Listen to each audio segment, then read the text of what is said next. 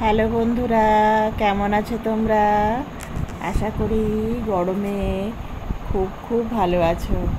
বন্ধুরা, টাইমটা দেখলাম 10টা 52 বাজে আমার মোবাইলে। রূপসা ঘুমিয়ে পড়েছে। তো স্কুল থেকে এসে স্নান খাওয়া দাওয়া করেই পড়তে বসেছিল।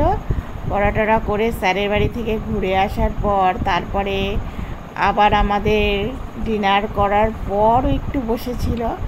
তারপরে একটু টিভি দেখছিল। সারাদিন তো বাড়িতে থাকে না, আর সব সময় পড়াশোনা করতেও ভালো লাগে না। তারপরে ও খেলতে খেলতে ঘুমিয়ে গেছে। ও কিন্তু বলেছিল, মা আমি তোমার ভিডিও যখন করবা তখন আমি থাকবো। তো আমরা তো এই রামায়ণটা একটু দেখি, ওকে দেখাচ্ছি। ও রামায়ণে আমরা তো ছোটোবেলায় একরকম দেখেছিলাম, তো তখন আমরা হিন্দিতে দেখেছিলাম।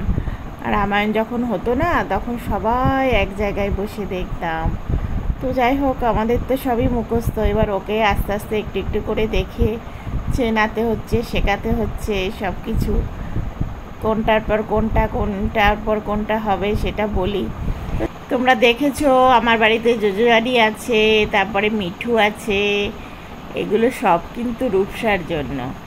রূপসা না এই পশু পাখি খুব পছন্দ করে। জন্মের পর থেকেই ও দেখে যে বিড়াল ডেকে এনে খেতে দেয়।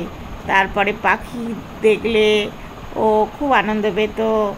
তারপরে ওর বাবাও দেখি কি যে ওর শখে স্বাদ দেয়, তাই জন্য মিঠুকে কিনে এনেছে। এর আগে আমাদের একটা মিঠু ছিল, সেই মিঠুটা না বেজিতে খেয়ে নিয়েছিল। তারপরে আবার ওর পাপাকে কেঁদে কেটে বলে কয়ে আবার এই মিঠুটাকে নিয়ে এসছে। মিঠু মানে একটা পাহাড়ি চন্দনা। ও তো কথাও বলতে পারে, তোমাদের দেখিয়েছি, শেয়ার করেছি। আর এখন ওই আজকে মিঠুকে স্নান করানো হলো, জোজোকেও স্নান করানো হলো। কালকে জনিকে স্নান করিয়েছিলাম। তো স্নান করানোর ভিডিও আর শেয়ার করা হয়নি, কারণ তখন ওই ক্যামেরা নিয়ে হয় না। আমিও তো ভিজে যাই। আমার বাবু কিছুটা ও শ্যাম্পু দিয়ে গাটা ডলে দেয়। ওর ইয়ে আছে, মানে জোজোর সব কিছু আছে। ওই তোমাদের শেয়ার করেছিলাম মনে হয় এর আগে, তাই একই ভিডিও দেখাবো বলে ওটা শেয়ার করা হয়নি। তো জোজো জনি কেন এনেছি, প্রথমে জোজোকে আনা হলো। জোজোকে আনার পর জোজো দেখতাম খাবার দাবার শুধু ফেলে দিত, নষ্ট করতো, খেত না। আর ওর পাপা না থাকলে না খুব কাঁদতো। তখন ঠিক করলাম যে যদি ওর একটা সাথী এনে দিই তাহলে তো ও তার সাথে খেলবে। সব সময় তো আর আমাদের বলবে না বসে থাকো। জোজোকে পাহারা দিয়ে বসে থাকতে হতো সব সময়। কেউ ঘর থেকে বেরোনো যেত না, একজনা ডিউটি দিতেই হতো। তো তখন ওর পাপা যদি রাস্তায় যেত, বাবু কোলে নিয়ে জোজোকে বসে থাকতো, ঘুম পাড়াতো, সব করতো। তারপরে জনিকে আনা হলো। তা জনি আসার পর দেখি দুজনে একসাথে থাকে। ওরা আবার কেউ কাউকে ছেড়ে থাকে না। জনি আবার জোজোকে ছেড়ে আমাদের রূপসার সাথে খেলা করতো। হঠাৎই আমি বলতাম, এই জনি জোজোর কাছে যাবি না, জোজো ঘুমোচ্ছে। তখন জোজোর কাছে যাবে বলে খুব কাঁদতো। আবার জোজোও জনিকে ছেড়ে থাকতে পারে না। ওরা দুজনা বন্ধু বন্ধু হয়ে গেছে। প্রথম প্রথম যখন জনিকে নিয়ে আসলাম না, জোজো তো একটু বড়, জনির থেকে 1 মাসের বড়। তো জনিকে আমি বললাম হয়তো মারবে টারবে, জোজো একটু রাগি মতো। তবে দেখতাম মাথাটা ওর মুখের মধ্যে ঢুকিয়ে নিয়েছে। আমি বললাম যা, ওর পাপাকে বললাম যা, মাথাটায় মনে হয় কামড়ে দিল জানো। তারপরে দেখতাম ওর পাপা বলছে না না, দেখবাম কামড়াবে না, ওরা ঠিক খেলা করবে। তারপর দেখলাম না, জনির মাথায় অনেকটা থুতু লেগে রয়েছে, কোনো টামড়ায়নি। আর জনি কাঁদছেও না। তারপরে দেখি জনি তো কালো, সেই ছাগলের বাচ্চাগুলো যেরকম লাফায় ওরকম করে লাফিয়ে লাফিয়ে জুজুর সাথে খেলছে। এবার কামড়ে দিলে তো লাগবে, ও তো কাঁদবে, আবার মানে খেলবে তোরা। তারপর দেখলাম ওদের খুব বন্ধু হয়ে গেল। ওরা কেউ কাউকে ছেড়ে থাকতে পারতো না। আর এখন তো বন্ধুই বন্ধু। কিন্তু জোজো জনিকে মারে যখন, জনি বুক পেতে মার খায়। তো জোজো জনি এসেছে একমাত্র রূপসার জন্য, আর ওই মিঠুও তাই। তো ওদেরকে নিয়ে দিনে অনেকটা টাইম পাস করে ফেলি। তো রূপসা এই পশু পাখি নিয়ে থাকতে খুব ভালোবাসে। এবার আমার ও রূপসার জন্যই আমার কিন্তু আমার ওর পাপার ওই জোজো জনিকে সুন্দর করে রাখা, ওদের কিছু হলে দেখা, পাখিটাকেও তাই। আজকে মিঠুকেও স্নান করিয়ে দেওয়া হয়েছে। তো দেখি যে ভালোই টাইম পাস হয়ে যায়, আমাদেরও একটু এক্সারসাইজ হয়ে যায়, আর মনটাও কি ভালো থাকে।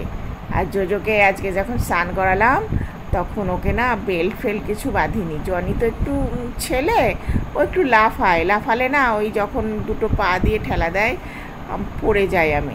তাই জনিকে বেঁধে স্নান করালাম, আর জোজোকে বললাম, পাপাকে বললাম বেঁধো না, গলার জায়গাটা না ভালো করে ডলা হয় না, শ্যাম্পু লেগেও থাকে কি নোংরা লেগে থাকে, থাক দেখি জোজোকে আমি মুখে বলে স্নান করিয়ে দেবো।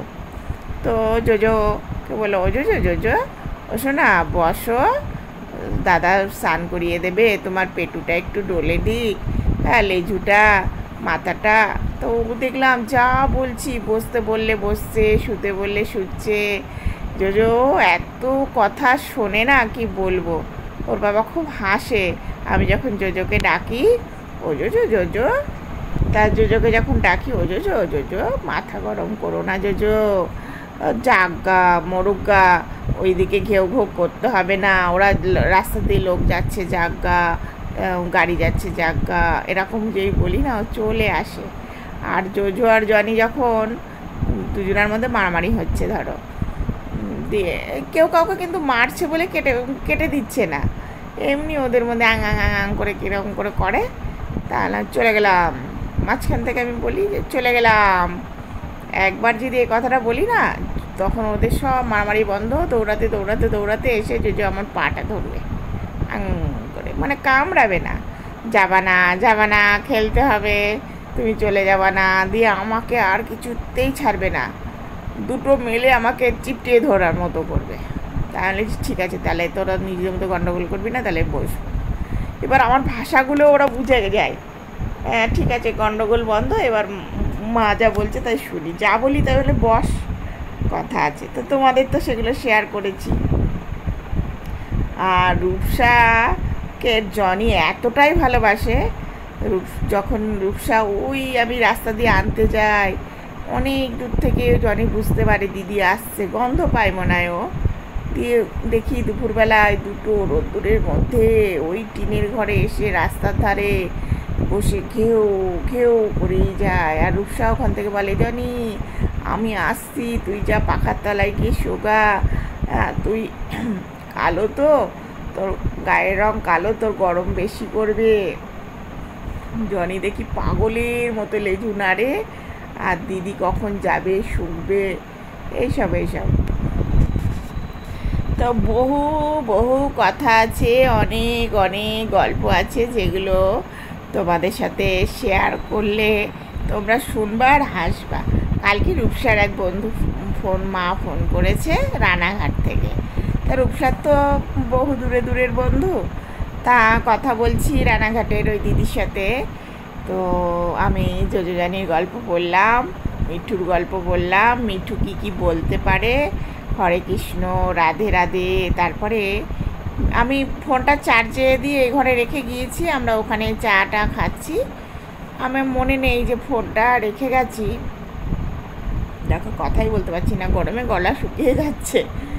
দিয়ে ফোনটা ওর মিঠু না বলছে ওমা ফোন এসেছে, তা ওর বাবা রূপসা বলছে মিথ্যে কথা, ও ছাড়ো তো, মিঠু এই কথাটা বলতে পারে ওমা ফোন এসেছে।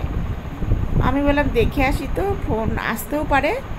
তোরা তো এসে দেখি হ্যাঁ ফোন এসেছে। তারপরে যাই হোক, এই কথাগুলো যে শুনবে সে একদম হাসতে হাসতে পাগল হবে। কিন্তু আমার বাড়িতে যেসব মাস্টাররা পড়াতে আসে না, তারা ভাবে এ কি আর একটা বাচ্চা কথা বলছে, উমা শোনো, ও পাপা কি যে সুন্দর কথা বলে, কি বলবো, সব রূপসার জন্য। তো রূপসাকে বলছি, রূপসা মানে অনেকে বলে, আমি বলি না, যে রূপসা যখন বিয়ে হবে রূপসাকে দিয়ে দিবা, রূপসা শ্বশুরবাড়িতে এগুলো নিয়ে যাবে। রূপসা কি বলে, রূপসা আমি বিয়ে করবই না, রূপসা ছোটো থেকে এই কথাটা বলে, আমি তো বিয়ে করবই না, আমি বড় হব, অনেক বড় চাকরি করব। তা রূপসার একটা স্যার ওকে পড়াতো আগে, তো বেশি দিন ওই পড়াতে পারেনি, ও তো মুম্বাইতে চাকরি পেয়ে চলে গেছে, তা ওখান থেকে এখনও খবর নেয় ও কেমন আছে, কি পড়াশোনা করছে। তা রূপসা বলে, ওমা আমিও বড় হয়ে মুম্বাইতে যাব, বড় চাকরি করব, তখন স্যারের সাথে দেখা হবে।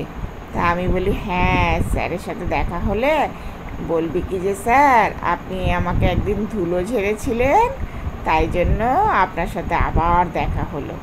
মানে আবার দেখা হলো বলতে এই জন্যই আমার সাথে আপনার সাথে দেখা হলো। ধুলো ঝাড়া মানে কি বলতো? তা বলছি, না না না এটা বলো না। তা আমি আবার ওকে, মানে ওর যে ছেলেটা পড়াতো তাকে আমি আবার এটা মেসেজ করে পাঠিয়েছি। ও শুনে কি হাসছে। আমি তো জানি ধুলো ঝাড়তো, কি যে সুন্দর অঙ্ক করাতো কি বলবো। ইংলিশ অঙ্ক মানে খুব সুন্দর করাতো। আমাকে বলতো এক ফোঁটা দেখিয়ে দেবেন না ওকে, কোশ্চেন পেপার আমি বানিয়ে দিচ্ছি, আপনি দেন তো দেখি ও কতটা পারে। তো এইরকম ভালো ভালো জিনিস তো বেশি দিন থাকে না, না? তা ওর অনেক কোয়ালিফিকেশান ছিল, তাই জন্য ও একটা খুব ভালো মুম্বাইতে চাকরি পেয়ে গেল, তাও আবার কেন্দ্রীয় সরকারের। তো চলে যেতেই হলো, আমার অসুবিধা হয়ে গেল, না হলে আমার আশা ছিল রূপসাকে অনেকটা দূর এগিয়ে নিয়ে যাওয়া, ও শিখিয়ে দেবে বলেছিল। তো যাই হোক, কোনো ব্যাপার না, তাকে তো চলে যেতেই হবে। এবার রূপসার জন্য অন্য মাস্টার দেখা হয়েছে, এখন পড়ছে রূপসা মাস্টারদের কাছে। আর একটু তো চাপ তো আছেই, বই তো এখনও বেরোয়নি, তবুও একটা আন্দাজ পেয়ে যায় যে সব তো আর চেঞ্জ হবে না। তো পড়াশোনা করছে। অঙ্ক তো আর কি চেঞ্জ হবে বলো, অঙ্ক, তারপরে ভূগোল কি আর চেঞ্জ হয়? মানে জিওগ্রাফি যেটা ওরা বলছে, তারপরে ইতিহাস, এগুলো তো চেঞ্জ হয়। হয়তো চ্যাপ্টার দু একটা চেঞ্জ করে মানে বদলে দিতে পারে, হয়তো চ্যাপ্টার দু একটা অফ করে দিতে পারে, কিংবা আবার নতুন অ্যাড করতে পারে, এইসব হবে হয়তো। তো যাই হোক বন্ধুরা, অনেক গল্প, অনেক কিছু। রূপসা কেন এই স্কুলে ভর্তি হলো, কত ইতিহাস আছে, মানে সেগুলো যদি বলতে শুরু করি না, রাত কেটে ভোর হয়ে যাবে। আর এক একটা গল্প সবাই আমার মুখ থেকে না যখন গল্প শোনে, তখন না আমি কোথাও গেলে বলে 5 মিনিট বসো, কি আনন্দ, কি শান্তি পায়। দেখো আমার মধ্যে কি আছে, আমাকে দেখলে, সামনাসামনি দেখলে আমার এই হাতগুলো আমি সবসময় রাস্তায় যাই যখন ঢেকে রাখি, কেউ কিন্তু দেখায় না। হ্যাঁ, এগুলো দেখলে না সবাই সামনাসামনি যখন দেখবে, তোমরা যদি কখনো আমার সামনে আসো দেখবা যে কী অবস্থা আমার হাতের। আমি সবসময় ঢেকে ঢেকে রাখি, আমি না খারাপ জিনিসটা কাউকে দেখাতে চাই না। আমি চাই সব সময় হাসি মুখটা দেখাতে আর হেসে খেলে থাকতে। আরে দুদিনের জীবন, কোনো কিছু নাই, সবাই চলে যাব। দুদিনের জীবন, এই সময় যদি মানে কেঁদে কেটে পার করে দিই, তাহলে আর হাসবো কবে বলো? ও মুড়িওয়ালার গল্পটা বলেছি তোমাদের, দেখো রূপসা ওই জন্য বলে, মা তোমার গল্প কেউ শুনবে না, তুমি একটার থেকে আর একটা চলে যাও, লোকে বুঝতেও পারবে না, অর্ধেক শুনে ছেড়ে দিয়ে চলে যাবে। মুড়িওয়ালার গল্পটা বলি, হাসির গল্প যদি আসে। বন্ধুরা, আমার ভেতরের দাঁতগুলো কিন্তু সব তোলা আছে, মানে একটা একটা করে ওই দাঁত ফুটো হয়ে যেত, যন্ত্রণা করতো।